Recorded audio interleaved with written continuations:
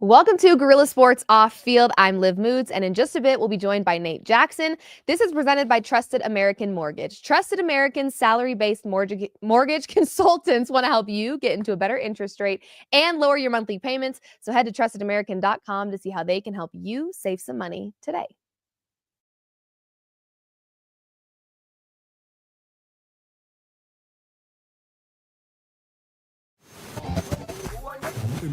Hello and welcome in.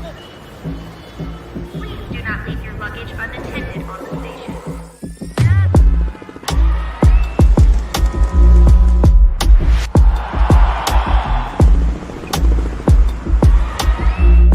Welcome to the show.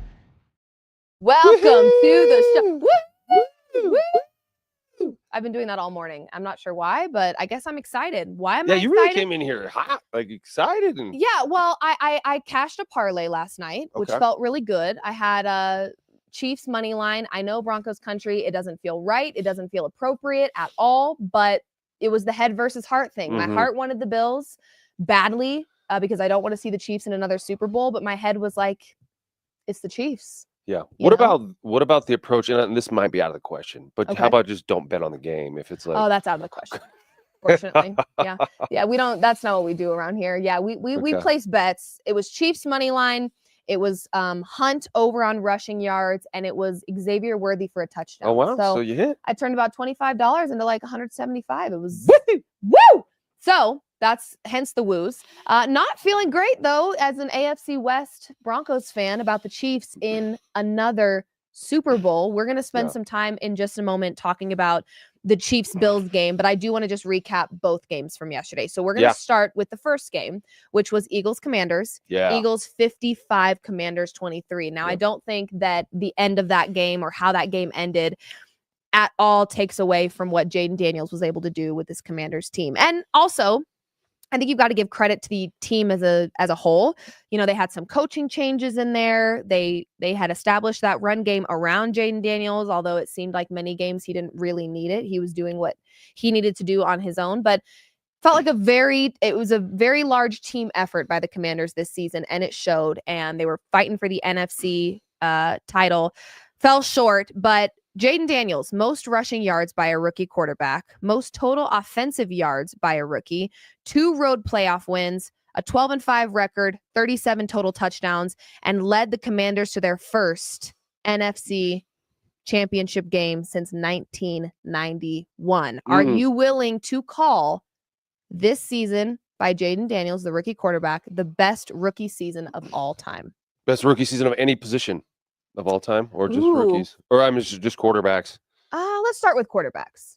Yeah, I mean I can't think of a better one. Brock Purdy, no, he didn't come in as a rookie, did he? Mm-mm. Oh, he came in at the end of his rookie year, Mm-hmm. right? So he didn't play the whole year. Clearly didn't have that kind of success. Right. That you just described. Ben Roethlisberger, did he have a really good rookie year? Why am I talking like this? I I'm don't know. not sure. Maybe we should sing the rest of the show. Yes. My voice is a little gone because I was drinking beer and eating bar food all day at the Hofbrau House over there off of Wadsworth for the Broncos alumni event yesterday. There was 30 Broncos alumni there. They do it every championship weekend. I'm assuming the whole room was rooting for the Bills then last night. Yeah, but there were some people like you who bet and wanted to, to be, to work out in that way. But yeah, people were sick of the Chiefs. People were sick of the We're Chiefs over it. winning.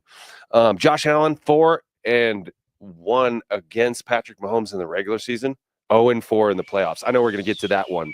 But talking about Jaden Daniels, I think it's I'm ready to say yes. This was the most impressive rookie season we've ever seen, especially these days because it's so challenging for a rookie quarterback to play well. Yeah. In the NFL. It's just not easy, because the college game and the pro game are so different. The challenges for a young quarterback, oftentimes a rookie quarterback who plays on a bad team. Yeah. And so Jaden Daniels had the benefit of playing on a pretty good team. The Commanders have been bad in recent years, but their roster, they haven't been like awful. Right. They've always kind of been in games and they had a pretty good foundation.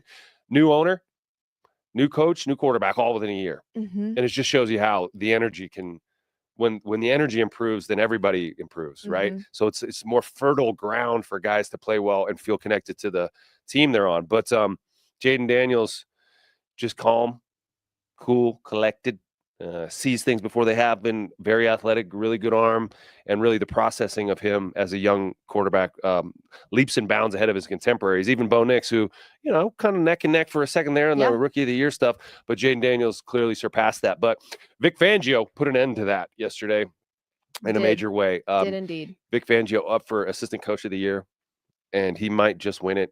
An incredible performance by the Eagles yesterday, scoring 55 points, the most ever scored in a conference championship game. Which is by the Eagles. And you picked the Eagles. I did. And I picked the Commanders because I was like, man, this is the team of destiny. No, they didn't look that way. Well, I think America's Super Bowl would have been Commanders Bills. Yeah. I think that's what would have made most of America pretty happy. But yeah. But here we are. You got to go play the game. And Saquon Barkley is a freak. Come on, can we talk about first carry, 60 yards to the house? That's how you set the precedent, and football honestly is about momentum, and it is about. And he stole it from the beginning. Yep. It would have been very, very difficult for the Commanders to win that game, given the nature of how that game started. I mean, Saquon Barkley off to a very hot start very quickly, and once he gets going, it's scary hours a little bit. And the Giants let him go. Are the Giants the biggest morons on the planet? Pretty big. And they were doing like the in-season the off-season Hard Knocks. So you could actually see in they shouldn't have let us see in as they were having those discussions. Yeah. And not only did they make a huge mistake, letting him go and choosing Daniel Jones, but they kind of looked like idiots. Like you listen to them talk and they just look like some dudes with a podcast who like didn't really, you know what I'm saying? Who were just like throwing stuff around. And it makes you realize sometimes people climb to the top of an industry or end up in a position that maybe like you think they're going to be some crazy intelligence or, but then you listen to them talk and it's like, well, they're just speculating too. They don't know what they're doing either. So a lot of people end up in. It's very clear they didn't know what they were doing, given the fact that Saquon Barkley was not fought for a little bit harder. Or to your point, Daniel Jones was chosen over Saquon Barkley. I mean, clearly they weren't. Well, it's this obsession with a quarterback. And look at us. We're talking about like yesterday, it might well have been Josh Allen and Patrick Mahomes arm wrestling on the 50-yard line for all we know, because that's what the conversation was. You watch the broadcast. That's all they're talking about is those two individuals. And if you don't have a quarterback, you got no chance. Everyone talks about that. And so there is an obsession and an over obsession, I think, on finding that guy. Yep. And it just goes to show you, like, you need great football players and you're blinded by your obsession with a quarterback if you think that Daniel Jones is the franchise quarterback you can build around. Clearly, they made a huge mistake that, set their organization back years. But kudos to the Eagles for absolutely murdering the Commanders there. The Commanders, who had a very potent running game, you mentioned it, didn't run the ball for squat yesterday. It was pretty bad. They were able to, I think Fangio on that defense were able to kind of bottle up Jaden Daniels. Zach Ertz had 11 catches, but they were basically saying, okay, throw it to Zach Ertz. 11 catches for 100 yards, so under 10 yards a catch. Terry McLaurin, their number one receiver threat, didn't really do much. So the Eagles definitely deserve it. And all season long, people were talking about how there was turmoil on the Eagles. Nick Sirianni was in trouble. He was going to get fired. A.J. Brown and Jalen Hurts don't get along. So much controversy on the team that did so well, and it's going back to the Super Bowl for the second time in 3 years. I think we talked like a tiny little bit about this when we had Shelby Harris here last week, but it was just very interesting to me, to your point, the tone in which we spoke about the Eagles this season. It was more about the drama that they had, or trying to like be these like investigative reporters and figure out what's going wrong with the Eagles. I don't know why for 1 second anyone thought things were going wrong with the Eagles. They were winning football games. They were playing well. I think if there was that much turmoil in the locker room, they would not have made it this far. And so it felt like there was all the hype around the Commanders for obvious reasons, their rookie quarterback, Patrick Mahomes. Can he do it again? We're having those conversations. Josh Allen playing at an MVP level. But the way in which we talked about the Eagles all season was pretty quiet. Mm-hmm. And here they are. Playing really great football. Saquon Barkley, an absolute MVP this whole entire season. Jalen Hurts, I mean, people were expressing concerns about Jalen Hurts as if he wasn't helping the Eagles win football games, and he was. So I don't know. They just kind of felt like this sneaky. I grabbed the Philadelphia Eagles to win the Super Bowl right when they got Saquon. So this was before the season even started. Plus 1,600. Oh my! I will turn 25 into 425 if they win. Get that tote bag. Yeah. Woo! I love a tote bag. But I don't know. I just think Saquon Barkley was, you see those teams all the time that they get that one missing piece. You see it. I think you see it more in the NBA because it's such a star-driven league. Yeah. And what comes to mind, I'm going to make an NBA NFL reference here.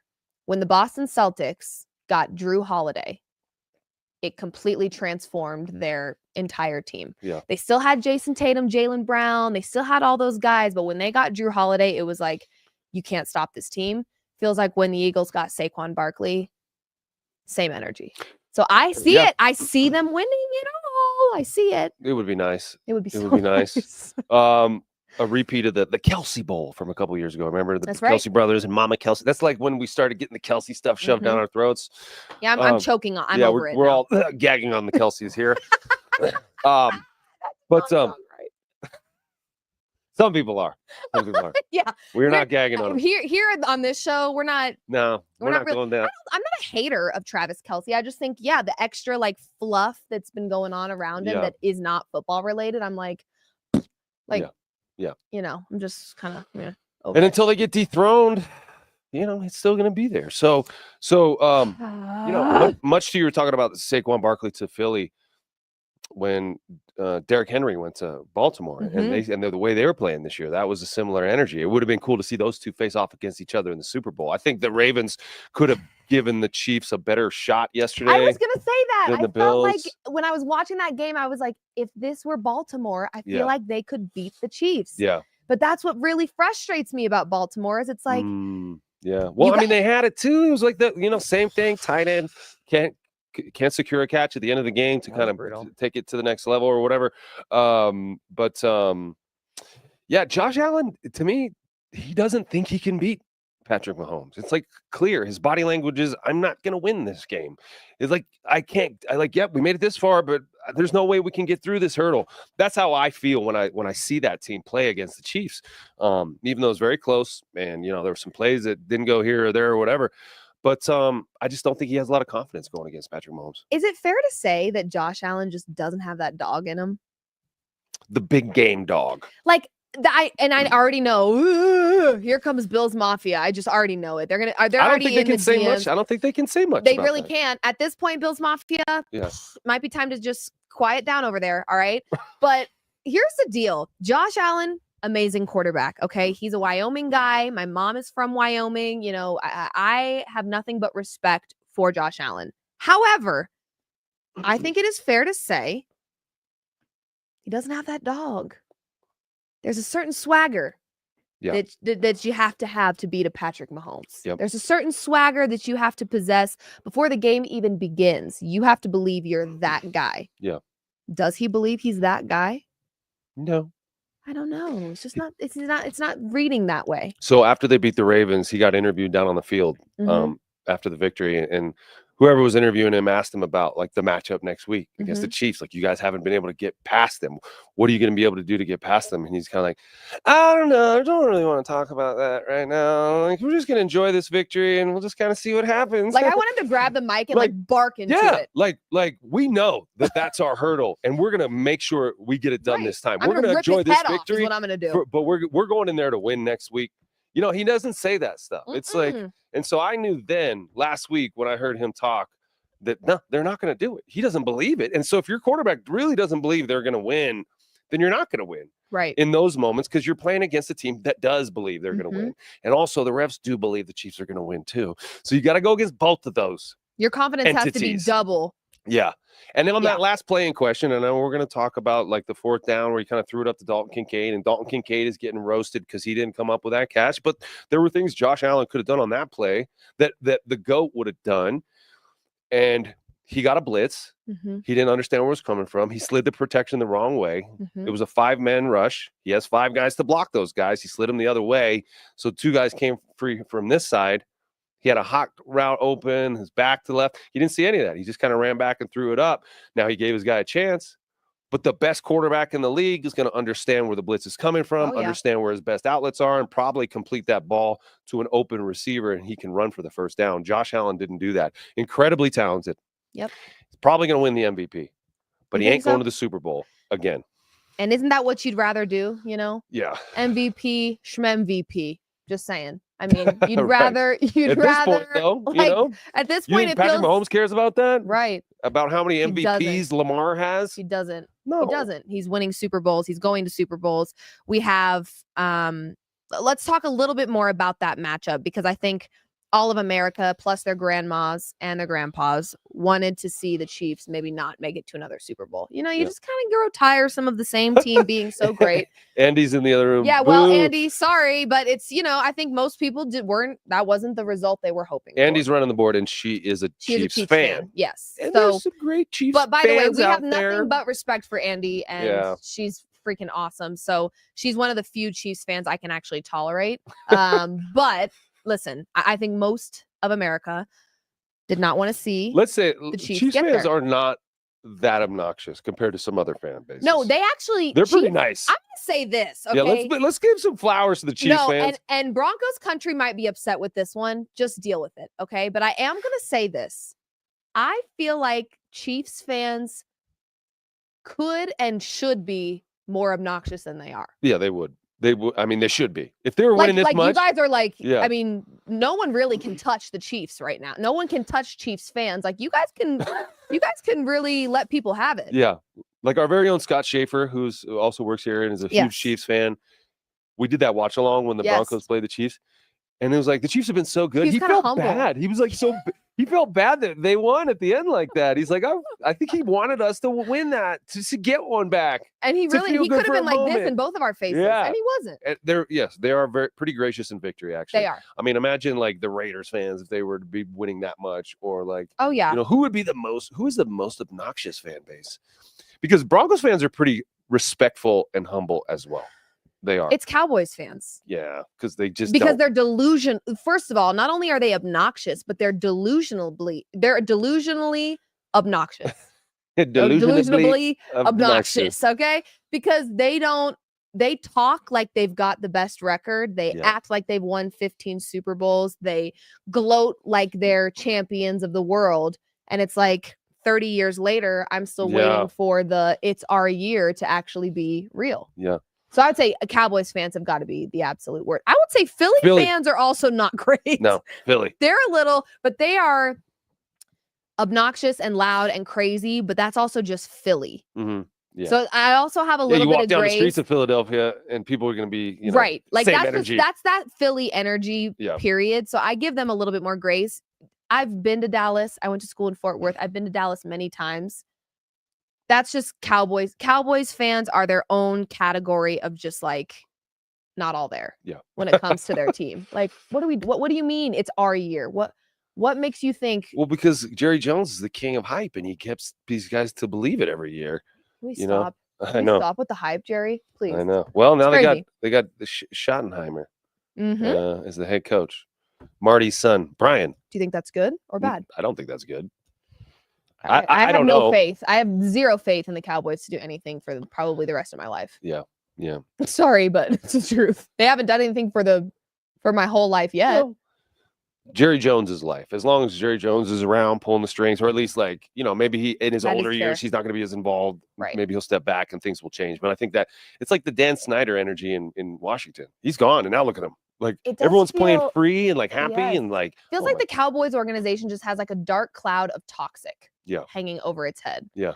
And until you wipe that clean, it doesn't matter how talented your roster is. It's just not going to happen. Yeah. So I think it'll be a little bit. But I want to also, in giving the Chiefs fans their credit and saying that they could and should be a little bit more obnoxious than they are. They actually are graceful and humble when they win, which we appreciate. I want to ask you, is Patrick Mahomes on the GOAT track? I know GOAT is a word that we oftentimes, I know GOAT is a word that we oftentimes throw around a little too much, and it can feel like we just call anybody a GOAT nowadays. But I want to read some numbers to you, and it may change how you feel. It may not. Most wins by a quarterback, playoff wins by a quarterback in NFL history. Tom Brady has 35 in 48 starts. Just below Tom Brady is Patrick Mahomes with 17 in only 20 starts. Wow, he's only lost 3 playoff games. He's only lost 3 playoff games that he has started in. He is second in wins, playoff wins in NFL history. I really do think, I mean, of course, it's so hard. The GOAT conversation is hard no matter what sport you're talking about. I even struggle with this when I'm talking basketball because there's different quarterbacks and players that have their own different style of play, you know, and the game has evolved and the game has changed. So to me, it's hard to maybe say one GOAT exists across the entire history of the NFL. But I do think Patrick Mahomes he's in GOAT conversation at this point. I mean, what he's been able to do in such a relatively short amount of time compared to some of the other GOATs we could talk about, Joe Montana, John Elway, Peyton Manning. I mean, Patrick Mahomes is only 20 starts and he's won 17 of those. How old is he? 29? Yeah. How 29? old is Patrick Mahomes? Let's see. So I think this is a layered conversation about Patrick Mahomes' greatness. I think if he wins the Super Bowl, to me, he goes into second place all time. Right now, he is behind Joe Montana. That's my belief. So you would go Tom, Joe, Patrick? Yeah. Okay. Because Joe Montana went 4 for 4 in Super Bowls, never threw an interception in a Super Bowl, which and that's wildly impressive. Pretty damn good. Yeah. And he also took over a really bad team in the 49ers. Like when he got there, they were in the bottom of the league. He built them up. A couple of years later, they're winning Super Bowls. Patrick Mahomes was handed the keys to, I wouldn't say a Ferrari. He turned it into a Ferrari, but handed the keys to a pretty nice sedan. You know, this was a team in the Chiefs and Andy Reid and Alex Smith that were perennial 10-win teams per year. So Patrick Mahomes was given a good team. And so that's the nuance of this conversation is about the people around you. Yeah. And I say the same thing with Nikola Jokic and the Denver Nuggets. I do. And the defense of the Chiefs, who have stepped up big time. And you know, the end of that game, Josh Allen not being able to come up with that play and being fooled by the blitz, that's the defense that did that. That's Steve Spagnuolo, you know, those defensive players. That said, Patrick Mahomes is able to win in so many different ways. He does what it takes to win no matter what. And winning is the most important thing, right? And so you can look at stats like Lamar Jackson had an incredible statistic year. And, you know, Patrick Mahomes was even top 10 in quarterback stats this year. But it doesn't matter because he finds a way to win. He can win with his legs. He had 2 rushing touchdowns yesterday for the first time in his career. Which is crazy. And he does it in the AFC Championship game against the league MVP, right? Who's the running quarterback? He's the guy who does that. Without Patrick Mahomes using his legs and getting a little tricky with it, getting a little cute, they probably would have lost that game. Travis Kelce, 2 catches for 19 yards. Did nothing. Right? He's too busy. What is he? Shaking it off. Shake it off. He'll probably show up in the Super Bowl. He'll have a good game. Of course. Yeah. I mean, that would be someone that I'd be willing to sprinkle on anytime touchdown for sure in the Super Bowl. Yeah. But Patrick Mahomes, to me, he wins the Super Bowl. He goes into second place there. Greatest of all time. And really, and then it becomes just a longevity test for him. For sure. Because Tom Brady, there was a decade stretch where he didn't win a Super Bowl, which we forget about. But he played until he's 45, and he won one at 43 or 44. So yeah, Patrick Mahomes can play another 10 years. He's gonna win four and more. Keep playing at this level. But then there's the Andy Reid quotient. Like he's got to stick around. You know, will Steve Spagnuolo get a head coaching job, or will he stay? And will that team's nucleus stay the way it is? Because Patrick Mahomes' ability to do anything that needs to be done to win the game, the other guys on the team are picking up on that too. So everyone's doing the football player thing in the moment that calls for it. And so they're very intelligent. They know how to get it done. They know how to not shoot themselves in the foot, and they know how to come up big in the big moments. And so someone has to step up and learn that skill. It's not about how many games you win in the regular season. It's funny because Sean Payton was like, after the loss to the Bills, he's like, you know, we were feeling good about our next opponent if we would have got through these guys. So he thought, we're going to beat the Chiefs. No, you're not. No, you weren't. Josh Allen beat the Chiefs. He's 4-1 against them in the regular season, but 0-4 in the playoffs. It's a different team in the playoffs, Sean. You weren't about to go up to Arrowhead and put a whooping on the Chiefs because you almost beat them there 2 months prior. This is a different team in the playoffs. Yes. They play different football. The Broncos got smushed by the Bills, and the Bills went up and got smushed by the Chiefs. Squashed like a bug. Yes, and so the Broncos to bring it back to the Broncos, this is the Broncos' rival in the Broncos division. This is the best team maybe the sport has ever seen, and the Broncos have to find a way to get through them if they want to reach their goals. Makes me sick, actually. Andy Reid doesn't want to go anywhere. Pete Carroll's now in the division. Jim Harbaugh's in the division. Sean Payton has to get this team to figure out how to win, not just in the regular season, but in the playoffs, and it's going to be interesting to watch it. Honestly, I think it is very safe to say that with the addition of Pete Carroll, the AFC West has the most talented coaches out of any division in the NFL. And that should be hopefully motivating to a Sean Payton. Yeah. You know, you see the Chiefs do it again, and you know that you're up against that team at least twice in the regular season. And if you play them in the playoffs, that's a whole nother level of Kansas City. We've seen that on display many times, too many times at this point. And then the Chargers with Harbaugh, he did really great things in his first season. I think you give him a whole off season after his first season, and I would imagine they're going to look stronger than they did this year, next year. And then Pete Carroll. Yeah. And does Pete Carroll get a quarterback he's comfortable with in Russell Wilson, who he had a really great time? You know, they had a lot of success with one another. Who knows? But AFC that West, awesome, by far, it? best coaches. I would love a little Russell reunion in between Vegas. I would love it. I think it'd be great. So do we know for sure he's not going to end up back in Pittsburgh? I one and done think with it's just Russell? an assumption. I think it's just an assumption. Okay. But he did have sort of a late season collapse there.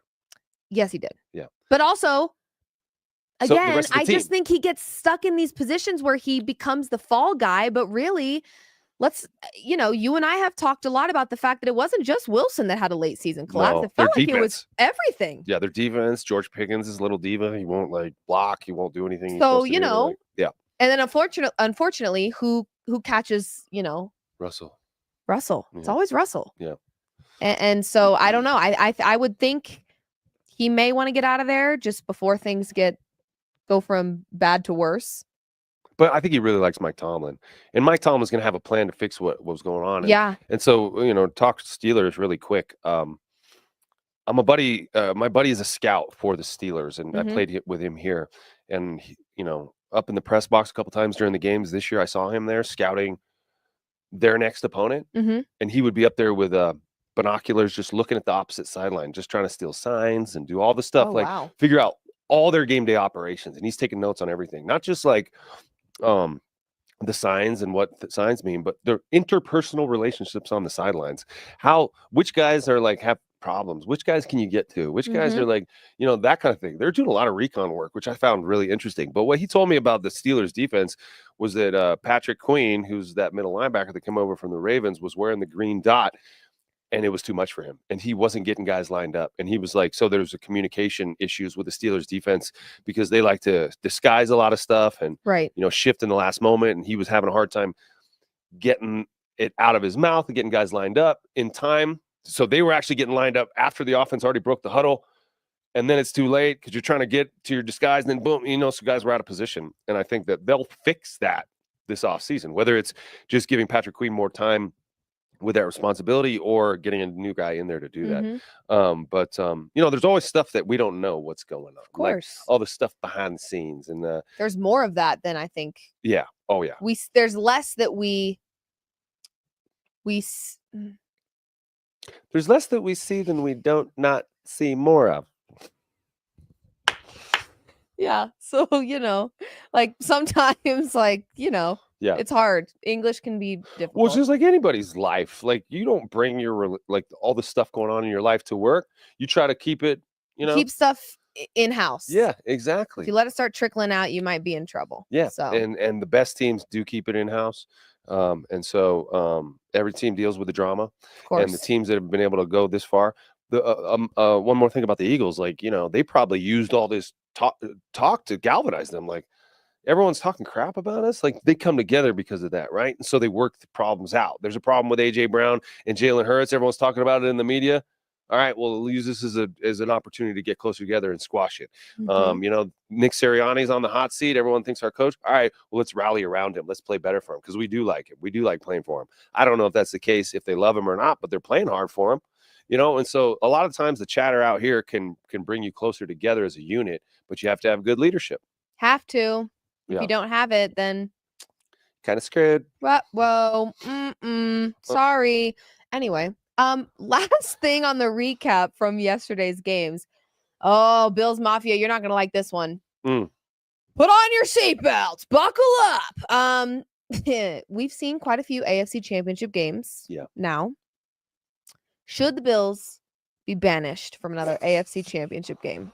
I don't know if I can handle watching them lose. Yeah. Again to the Chiefs. I have a feeling the Chiefs will be making it to the AFC Championship game quite a few more Forever. times. Yeah. It's not feeling like that's slowing down anytime soon.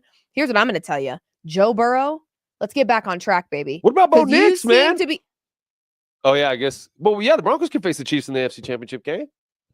Wow. Why are you looking at me like that? You don't believe? You don't believe? I do believe. She's not a believer. She's no, not a believer. I She's am not a believer. But I again, unproven a little bit. Oh, yeah. No, I'm Bo kidding. Nix going toe-to-toe with Patrick Mahomes. He did that. He was back and forth, but came up short. Yeah. And then didn't play Patrick Mahomes in that last season because the starters were resting. Joe Burrow is going to be America's sweetheart.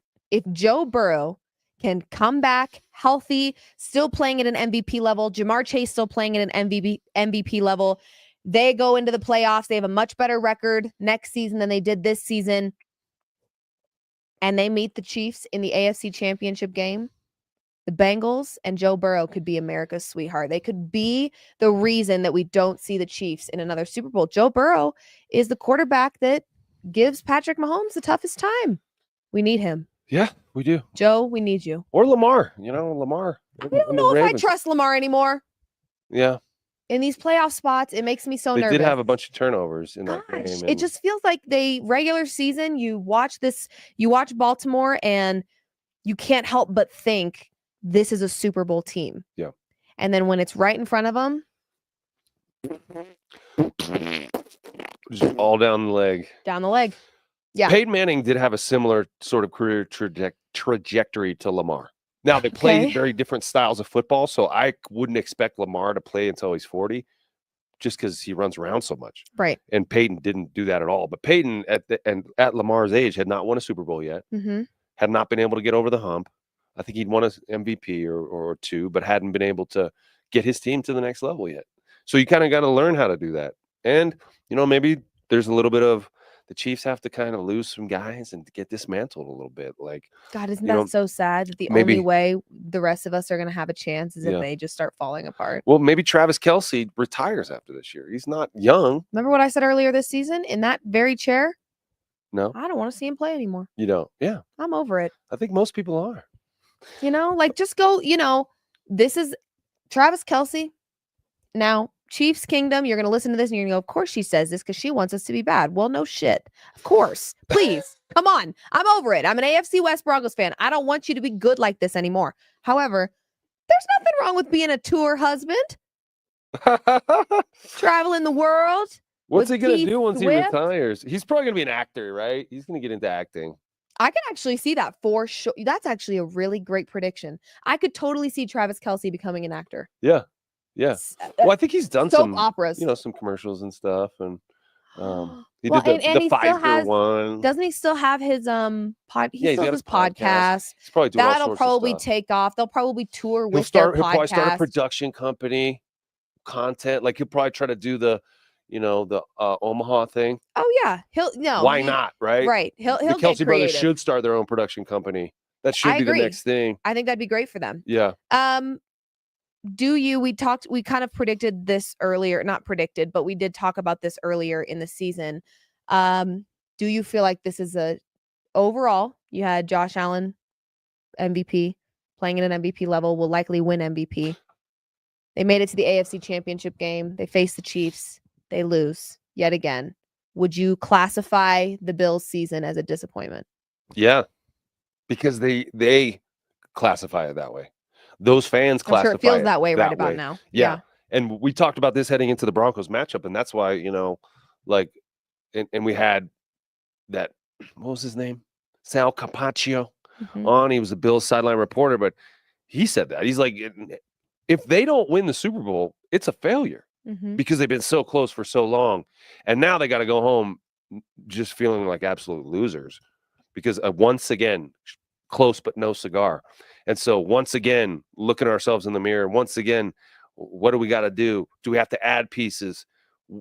What went wrong for us? Is it something that's not inside of us? You mentioned the dog. Does Josh Allen have it inside of him to win in those moments? It seems like the answer is no. I don't think he does. And so the problem is that the rest of your teammates start to have these same conversations, right? And I think they trust Josh Allen. I think they love Josh Allen. They like him as their leader. They see all the amazing things he does. But when you go through that journey and at the very end, when you have that chance and you come up short, you start questioning that a little bit. I was on a team in 2005. We went to the AFC Championship game, almost went to the Super Bowl, and our coach thought, well, we would have gone if we had a different quarterback. I'm not saying they're going to replace Josh, but a successful season can get obscured by a late fail or a late letdown. Yeah. And that's what's happening with the Bills. And by the way, they've lost 4 straight in the 90s. Jim Kelly, I see someone up there. Andy, could you throw that comment up there by someone saying Josh Allen will be like Jim Kelly? Lozano.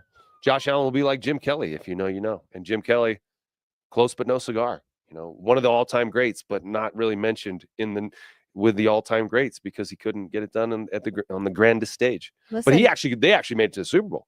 Listen, I was pretty tough on Josh Allen last season. Bills Mafia knows. They were preying on my downfall when I lost one of my jobs. They were like, it's because of your Josh Allen take. No, it wasn't. Really? I worked for Colin Cowherd. He says things all the time that people don't agree with. That was definitely not what it was. But I was very honest about Josh Allen and just said, what is even last year I said this. I said, what is the identity of the Bills?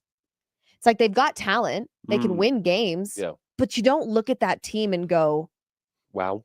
Yes.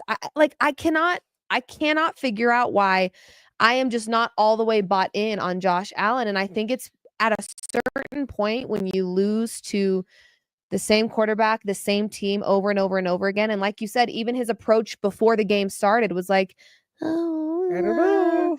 It's like, no, I want you to grab that microphone, foam at the mouth a little, bark into it and say we're handling business, end of discussion. Yeah. But he just doesn't have that in him. And I'm not saying change who you are because I think he's a sweet guy and everybody likes him and whatever. But it just, I'm not sold on the Bills being a team that would ever be capable of doing what the Chiefs are doing right now. And yet, if the Chiefs weren't doing what they were doing, the Bills would be there. And so some of it is we have to give respect to how great the Chiefs are. Of course. And what they've done. I think they've won 17 straight one-score games. So what they're doing is very unprecedented. Andy Reid just having them playing at a very high level and believing that they're going to win every game. And, I mean, do you lend any credence to the conspiracy theories after watching yesterday's game? Were any of those calls fishy to you? A couple of them, right? There was one. Wasn't there a call or lack thereof of delay of game? Oh, yeah. When they were running out the 2 minutes. Yeah, the play clock expired before the 2-minute warning, and they just let him kind of go to the 2-minute warning. Also, that ball to Xavier Worthy hit the ground. They called it a catch. That 4th down run looked like he might have got it. Didn't get that. And I also saw this thing at the end where the Josh Allen's 4th down throw that was incomplete. There was a preemptive flag that the refs threw out just in case they caught it. And since it was incomplete, they picked up the flag and they were like, there's no penalty. So there's these moments where it's like they're ready to throw a flag. I would like to think because Chiefs Kingdom is such a humble group and they do, again, Chiefs Kingdom to me, if there's any fan base out there that has the go ahead okay to just be obnoxious, loud, and slightly psychotic, it's them. They've earned the right. Being a part of the Chiefs Kingdom, I'm sure is whew, you're having a good time right about now. However, I would like to think that most Chiefs fans are not oblivious to the favoritism that is shown by the refs. I think early in the season and even last season, there might have been other fan bases that were kind of grasping at straws to find the refs being a little with the Chiefs because maybe we didn't want to come to terms with the fact that they were good again. no, the refs are helping them out. Well, really, they are just a great football team. But this season, it's kind of been on full display. And I would hope that Chiefs fans can at least acknowledge and recognize that there's been some pretty bad calls or non-calls that are always swinging in favor of Kansas City. And again, when you're a great football team, things tend to fall in your favor, of course. But I feel like this season, more than most, it's been pretty obvious where the refs stand in terms of which jersey they've got in their closet. And that's horrible for the league. It's horrible. That's horrible It for is. football because No, it sports is. is not supposed to be that way, right? Sports is the proving ground. It's the great equalizer. We're Yep. meeting on a neutral, not neutral site, but a flat ground. We know the rules. We're going to go play. There are referees We're here who are playing supposed by to the be rules. enforcing those rules Yes. in an unbiased way and letting us play and figure out who's better. NFL viewership was down 9% this year. Does that have anything to do with it? Or is it just, was there a high watermark there and now it's kind of going down a little bit? I mean, because NFL has been on top and they're still on top. It's not even close. They still have 49 of the top 50 watched programs every year, but the viewership is down. So, well, also, I don't think the NFL really thought about the fact that, like, yes, Taylor Swift drove views up and all her Swifties were like buying jerseys and tuning in on an NFL Sunday. Are those Swifties still, turning on the Sunday NFL slate even still? Doubt it. no, right. Doubt it. Yeah, so they At kind that of time, they were inflated like, the numbers. "Woo, I'm a football fan because Taylor Swift likes football and her boyfriend's a football player." But now, like, the hype has kind of died a little bit. And I guarantee you those Swifties are not choosing to pop an NFL game on. Right. They're not watching a different game.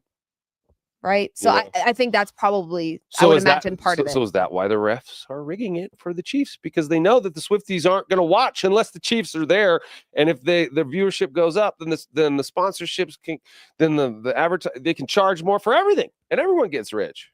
I mean, there's probably a little something to it. Listen, I'm not going to say that I Taylor don't Swift. believe that that's happening because, again, I, especially as a woman that participates in sports betting, I don't like to talk about NFL scripts. I don't like to talk about games being rigged because I want to, at all times, protect the integrity of football.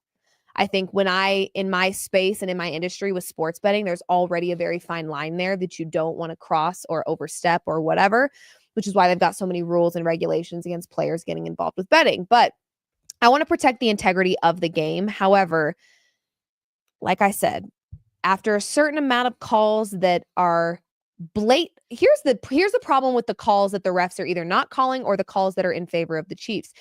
It's simply the refs just abandoning the rules of football.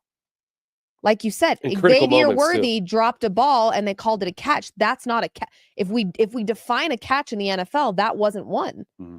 Yet you called it that. So that's where the integrity of the game is going to start being questioned.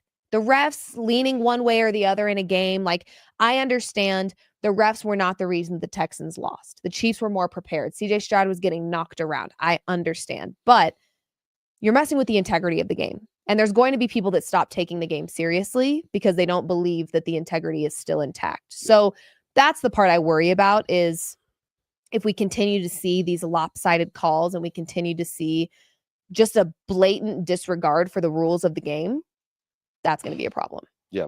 And when the same team wins every year, that's a problem too. Because, the rules of the NFL, the way the NFL is structured, is to prevent that. Yep. That's why the draft exists the way it does. That's why the worst teams get the first picks. That's why, free agency exists and the salary cap. And all that stuff is supposed to be there to create parity in the league so that one team can't dominate like that. Mm-hmm. So the fact that the Chiefs are dominating like that says a lot about them and how good they are and how great the coaching is and how great the players are and how great the GM is and the talent evaluators and the rookies they get are very productive.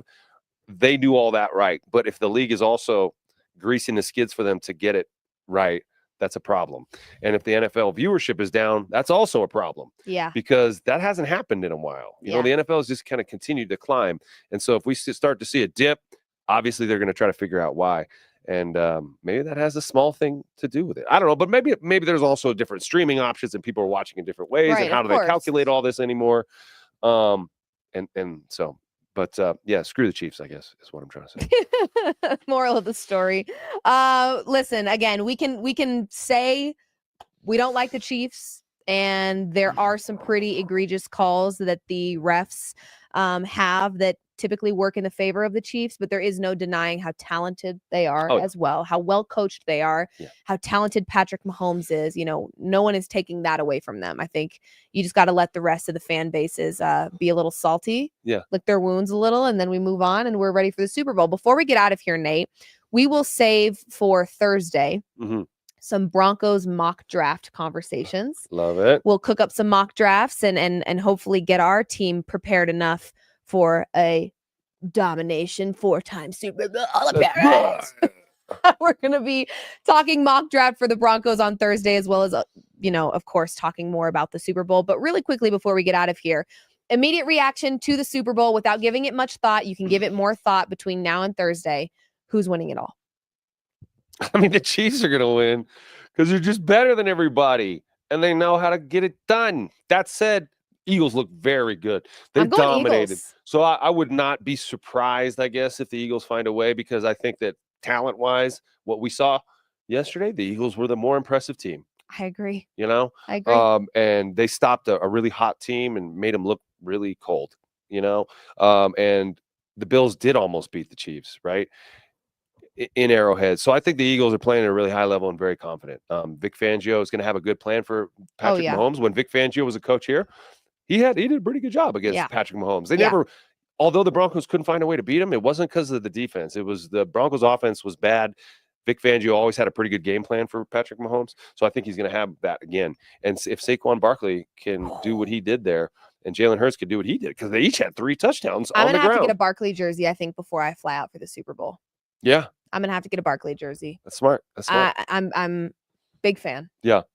But either way, it's exciting. It's Super Bowl time. The season's over, and there's 30 other teams watching now, and there's going to be a lot of folks out there at the Super Bowl excited, and the Philly fans are going to be, loud as hell.